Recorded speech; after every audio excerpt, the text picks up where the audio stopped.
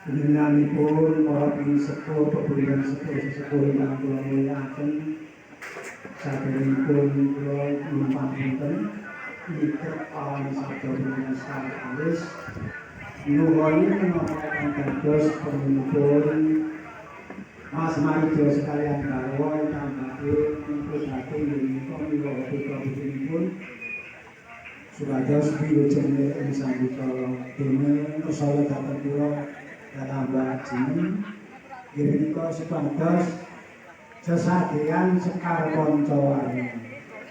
Mugi-mugi anggen kula nindakaken menika dawuhipun Mas Marijo menika kanthi wilujeng ing sambika.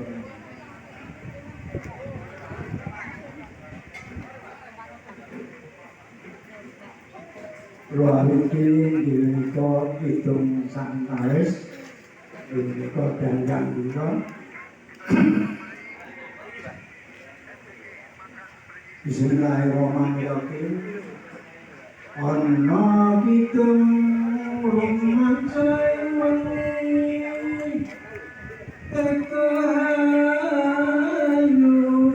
luput engkara luput kepilaing kabeh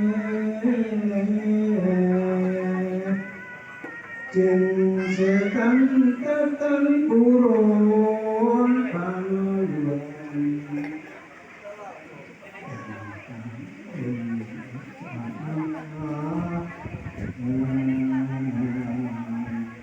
dan nyaman cerita maring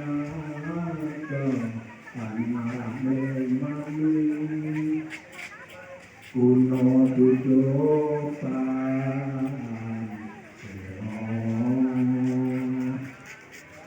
saking waradan semya bayi saking waradan semya rupa welasate panjulunge saking baca luput kati kapok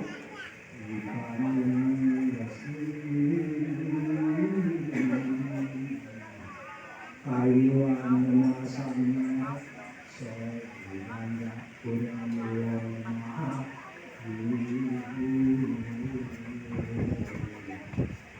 yang kok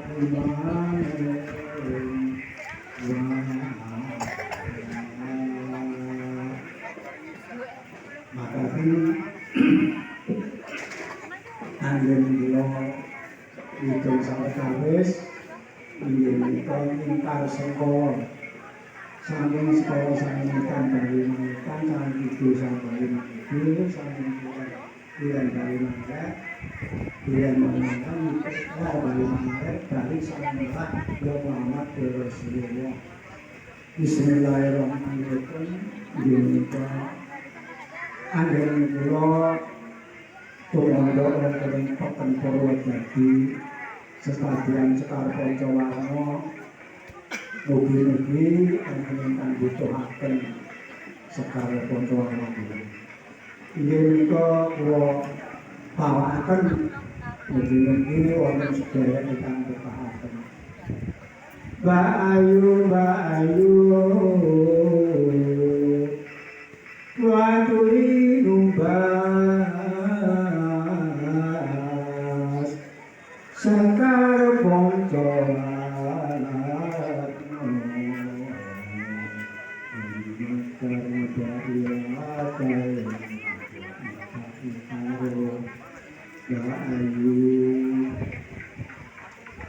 Kakang Bayu kula aturi numbas sekar kanca warna yen madang ilat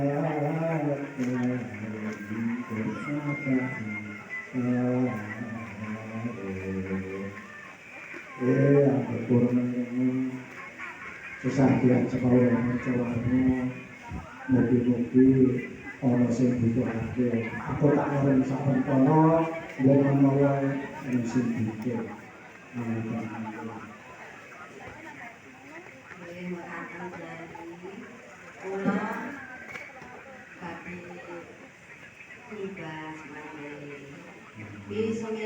Bismillahirrahmanirrahim. Assalamualaikum warahmatullahi wabarakatuh. Waalaikumsalam warahmatullahi wabarakatuh.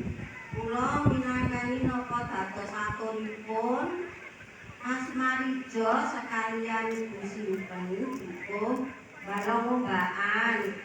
Kula disuwuni anggenipun mados sekar wanca-warna wonten pundi kula dereng mangertos kula badhe tanggap ketingali kok wonten Kyai enggak wonten pendapi kula pitanggep nggih.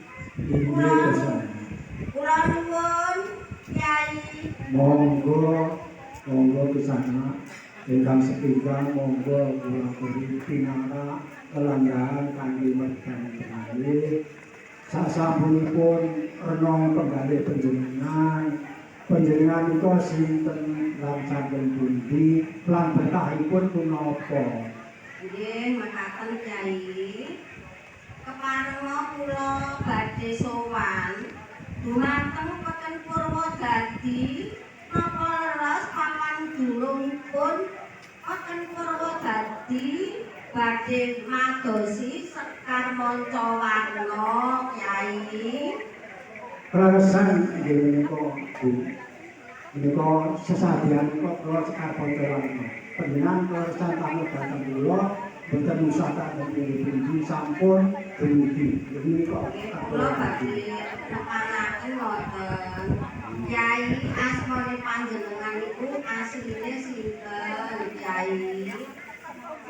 kula asmanipun Purba Sejati. Kula sing kanggani sing damel sekar panca warna mboten wonten liyanipun namung kula diandhap. Lah betahipun kangge napa? Nggih, pitepangan Kyai kula gandeng sapun pitepangan kula nggih Kyai Sorojati saking Dukuh Balong-lombaan dalem Mas Marijo alias Simpen Dukuh Balong-lombaan Kyai. Nggih, matur nuwun Kyai saderengipun kula nyuwun pangapunten dene sowan kula sakadang Kyai kula nyuwun ngapunten. Sampun. Ampun. Nggih. Panjenengan tindak dhateng Peken Purwodadi. Dodolan kula niku namung ngeten iki. Ya panjenengan menika mangasani napa seneng napa derek napa ajengipun kundur kados pundi. Sumanggaken ini dipun iki rumiyin menawi cocok lan botenipun ampun ngantos bisa buju mboten bisa. Nuwun inggih Kyai. Keparenga kula badhe nepanaken wau asmanipun panjenengan Saraya Jati kula Nyai Saraya Jati. Terus kula ajeng badhe pitanggep Kyai. Nggih, kula sampun remen Kyai. Oh nggih. Kula gadahi pinuwuhan badhe tanggep niku isen-isenane sekar manca warna niku menapa mawon. Sampun. Ampun. Inggih kesana. Sak-sak kula nyuwun kula wonten Peken Purwodadi menika damel kula kan atosipun nggih kula. Sesekarang itu namung kangge nggih gambaran. Sesekarang itu namung nggih gambaran. Menika cekar panca warna. Cekar panca warna itu kedinipun nggih menika disebut panca lima warna nika warni. Ingkang sepindhah nggih menika putih. Putih menika wonten etan. Merah abang menika saking idul menawi kuning menika wonten bilen menawi ler menika wonten menika cemeng menika wonten ler lan ijo menika wonten tanah lan menawi menika sampun remen. Iya. Ini kita harus tanam sekar konco warna niko juga ada ini kok teman sekar